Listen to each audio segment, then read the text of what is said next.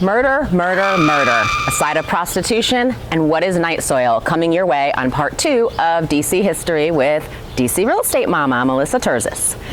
So we left off in the first part with Alexandria retroceding from the city. The first half of the 19th century was pretty rough for Washington City, as they still called it. So we're going to pick up in the 1850s. There is a growing dissension between those who were pro-slavery and those who were not. When Lincoln was elected and was making his way to D.C., he had to be disguised, and news of his trip was edited so that his location couldn't be determined because there were so many rumors of his execution. People wanted to kill him. Ha, ha, ha, ha. Nobody's going to get me. Not right now, anyway. Lincoln gets back to D.C. in 1861. He hadn't been there since his one term in Congress ended in 1849, and the city had made actually no progress in many capacities. So the Capitol building expansion was still not complete. The monument had been started and was still not complete. Hundreds of cattle were grazing right in front of the monument on the grass. So also during the Civil War years, there were 450 brothels in D.C. Woohoo! Many of them were around Pennsylvania Avenue, the White House, and the Capitol area, which makes sense because that really was the hub of the downtown area. So there were attempts to control the population of prostitutes, which were estimated to be anywhere up to 15,000 women. And those attempts were taken over by a Civil War general named Joseph Hooker. Now I know what you're thinking. Just wait.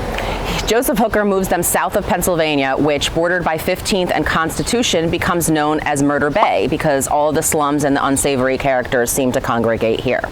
The odd coincidence, though, here, and it's an urban legend that his name resulted in the naming of prostitutes to hookers because it's actually believed that the word came from Corlear's Hook in New York City, which is now the Lower East Side, because that's where the prostitutes were hanging out there. So just kind of an odd coincidence that the general also happened to be named General Hooker. So states at this point start leaving the Union, and Lincoln expected Virginia to leave. He was working really hard not to lose Maryland because then D.C. was going to be surrounded by 2 Confederate states. In the spring of 1862, D.C. emancipates all slaves. So though the Civil War battle occurred around D.C., Bull Run, Fredericksburg, Gettysburg, Chancellorsville, Antietam, Washington wasn't a major battleground, though capture of the Capitol by the Confederacy would have been a real coup. As a city, D.C. still looked like it had been rode hard and put away wet. Many residents left, many freed slaves were living in really poor conditions, didn't have work, and prices were going up. The administration practically ran D.C. as a dictatorship. They arrested anyone that they believed to be spying or a Southern sympathizer. Many churches and buildings were converted to hospitals for the men coming back from the war, and malaria, typhoid, measles, TB, these things were running rampant through the city. April 14th, 1865. That evening, Lincoln went with his wife, Mary Todd Lincoln, to Ford's Theater at 10th and E, and they saw a play, Our American Cousin. Lincoln was actually originally supposed to go with Ulysses S. Grant, but Ulysses S. Grant and his wife and Mary Todd Lincoln had a little scuffle. She didn't like Mary Todd Lincoln, so they made up some excuse not to go. Lincoln ends up finding somebody who is the daughter of a New York senator, Clara Harris, and Clara brings her fiance/stepbrother. Yes, I'm serious. Lincoln and Mary Todd are holding hands, and they're enjoying the show, and all of a sudden, in comes John Wilkes Booth. In walks John Wilkes Booth.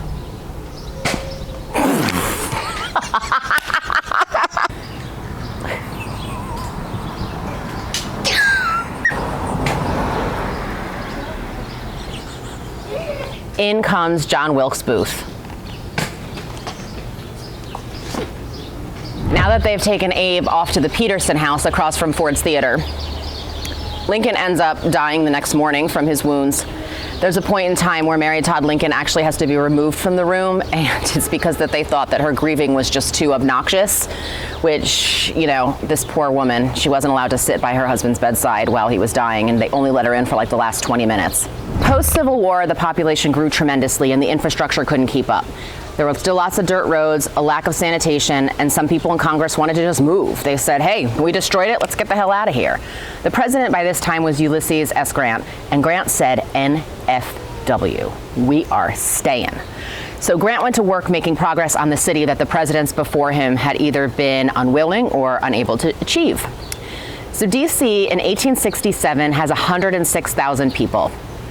and 1/3 are black, 0 are slaves. At this time, Civil War General Montgomery Meigs, who'd been assigned the task of protecting D.C. during the war, seized land from Mary Custis Lee for non-payment of taxes, and this actually became Arlington Cemetery. So in 1871, Congress makes D.C. a district and incorporates it, and this means it gets a governor. But they simultaneously passed something called the Organic Act, which gives the president the power to appoint the governor, as well as a council, a board of health, a board of public works. I think you see where this is going. So Washington City lost the right to choose their own local leaders. This again. So things were so bad in D.C. There were pigs and cows roaming the city, leaving their waste all over the place, and people were dumping their night soil into pits, and then the city smelled real ripe. Now we head into the Gilded Age. This was a time at the end of the 1800s of a lot of economic growth. A man named Alexander Shepard, once a plumber, now a politician, is appointed to the Board of Public Works. And this is where stuff starts happening. Alexander Shepard had alliances with other business people, and by the end of 1874, there were now 100 miles of paved streets, 200 miles of sidewalks, 30 miles of water mains, 70 miles of sewer, and also 3,000 gas lamps now burned throughout the city. Also, 60,000 trees were planted on his watch. Much of this development was along the Massachusetts and Connecticut Avenue corridors up toward Kalorama. The squares and circles were what L'Enfant envisioned, and Congress names them after Civil War generals. So George Henry Thomas, Winfield Scott, James McPherson. So Shepard is ruthless in his quest to develop the city. He actually burned a market that existed at Mount Vernon Square, and people died there, and he was completely ruthless. He was skimming money from projects, and William Wilson Corcoran ends up being one of his biggest enemies. So Corcoran uses his gallery at 17th and Penn, that's Pennsylvania, for a grand ball to raise money for the completion of the Washington Monument. Because of this act of generosity, Corcoran actually has Congress's ear. So by 1874, bam, the governor post is gone. Along with it, all those boards. So by 1878, the city ends up with a 3-member commission who had direct rule of the city. No congressional rep, stays like this for almost 100 years. At the same time, the abandoned Washington Monument is finally finished, as well as the Capitol grounds. Hooray! So, old Alexander Shepard, remember him, the one who kicked off the city's growth post-Civil War? He traveled around doing various things. He ends up returning to D.C. in 1887 to much fanfare. D.C. forgot all about the fraud, the excessive spending. All they remembered him for was setting the path in motion to get D.C. to become a great capital city. And I want you to remember that theme because it will replay itself here in this city a couple other times. So, up until this time in D.C., the prominent citizens lived in Georgetown, Capitol Hill, or close to the White House. The senators and congressmen started bringing their families to D.C. Instead of it being a stopping place for when Congress was in session, people actually started moving here to the north and west up 14th Street over toward Connecticut and Massachusetts avenues. So William Morris Stewart, who's a senator from Nevada, is actually the first person to buy land in DuPont Circle. He built his mansion at the intersection of Massachusetts and Connecticut, and his West Coast affiliation results in DuPont Circle originally being named Pacific Circle, and it was renamed to DuPont in 1884. At this time, Christian Hurrich also came from Germany, I probably totally botched that name, to open a brewery in D.C., which was located where the Kennedy Center now stands. Streetcars came in 1888, and the actual northern boundary of the city was called Boundary Street, which you'll now know as Florida Avenue. So below Florida Avenue or Boundary Street was called Washington City, and north of it was the county of Washington, and those were actually the burbs.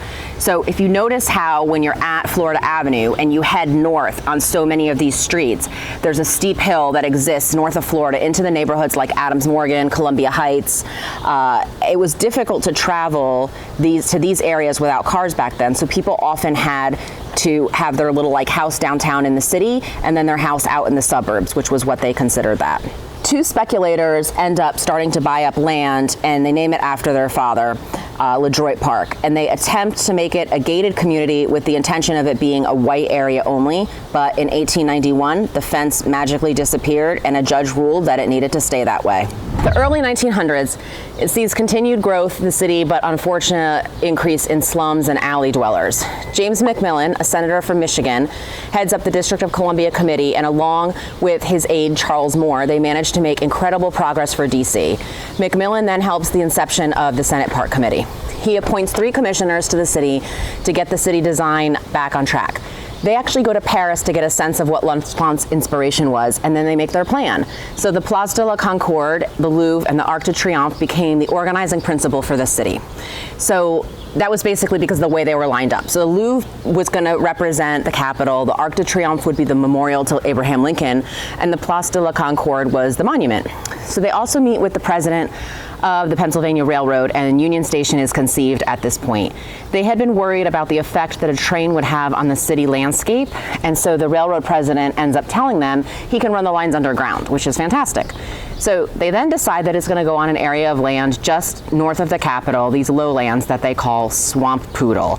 And it is so named because it fills with swamps and pools after it rains. So the commissioners unveil their plan at the Corcoran to Teddy Roosevelt, who had only been president at this point for 4 months. He was brought in right after McKinley was killed. And they put it to Roosevelt's cabinet too. They loved it. I'm Teddy Roosevelt, and I love this idea. So Union Station was built and the first trains ran through in 1907, but this did not come without a cost. Thousands of Irish laborers were displaced who were living in this area. Union Station was inspired by the commissioner's visit to Rome.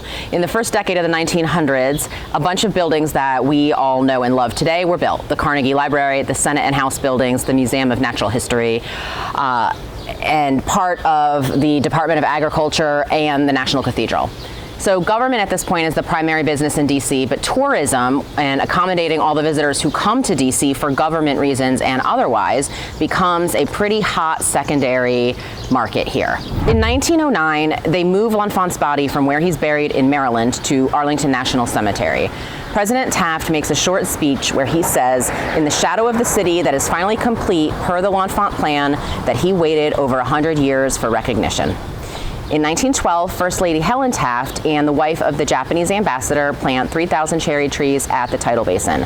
When Woodrow Wilson took office and he was president from 1913 to 1921, the city and the country simultaneously went backward and forward at the same time.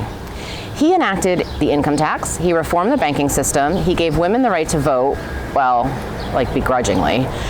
He wasn't exactly a believer. And another odd tidbit, he signed into the bill into law that made Mother's Day an actual thing. He also created prohibition.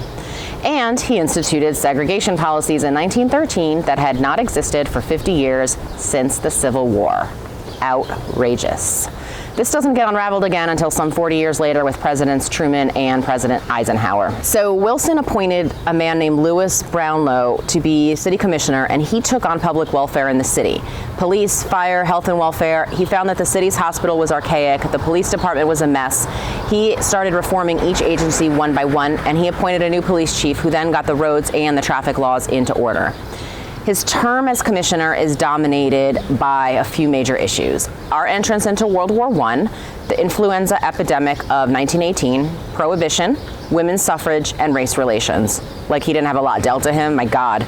DC is also experiencing a massive population growth and the city's services just can't keep up.